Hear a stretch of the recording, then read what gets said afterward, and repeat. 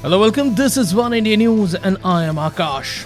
A fantastic comeback by New Zealand has set up the T20 series for an exciting decider in the final match. The visitors blast their way to 196 runs and then picked up early wickets to break the back of the Indian chase. With both the teams in form, it is going to be hard to pick a favourite. India made the same mistakes they benefited from in the first game by giving plenty of chances to the opposition batsmen. Colin Munro scored a fantastic century, but he was reprieved 4 times on relatively easy chances. This is just unacceptable in an international game, and it was no surprise that Munro made them pay. The strategy of picking one extra bowler backfired to India as Mohammad Siraj was unable to have such an impact in the first game. In fact, if it was not for Bhuvaneshwar, Kumar and Jasprit Bumrah, the Indians could have been chasing a far bigger total. Axar Patel was a disappointment, and we really struggled to see a role from him on the flat true pitches. Kuldeep Yadav would have been a much more better choice with a number of variations up his sleeve. India also must determine what they want from Hardik Pandya.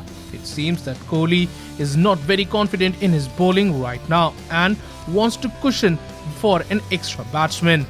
This leaves India short of one batsman in the middle over, especially now that MS Dhoni is struggling to justify his place in the team. Dhoni walked onto a situation where 4 and 6s were required, but seemingly intent on picking singles, eventually driving up the run rate to an unmanageable level. His inning was one of the prime reasons why India was left so short in its chase, and India must think of an alternative to him moving forward. India is a team that is dependent on its top 3 batsmen in the limited overs format.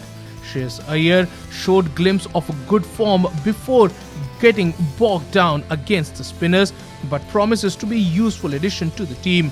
One thinks that the middle order needs to be reinforced before the next game in order to allow the top order to get some room for error. Meanwhile, it was clear that New Zealand had learned from its last match as they showed a better intent in every aspect of the game. Colin Munro and Martin Guptill never let any Indian bowlers settle down as both of them went on guns blazing.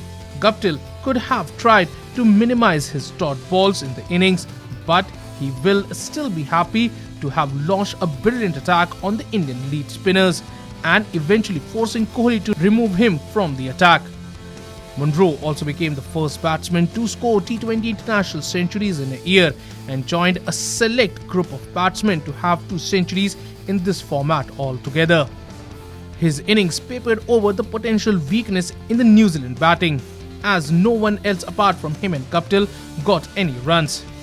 Even after a 100+ run at nearly a strike rate of 200, New Zealand could only manage 196 runs on a flat wicket.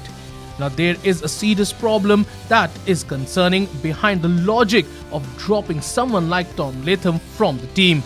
He is in an excellent form and has scored runs consistently, but was replaced by Phillips, who looked starchy behind the stumps. Nonetheless, New Zealand definitely has more batting depth on paper than Indian team, with Phillips, Granholm, Nichols and Statner still waiting in the shed. A brand new stadium will be hosting the final match of the series.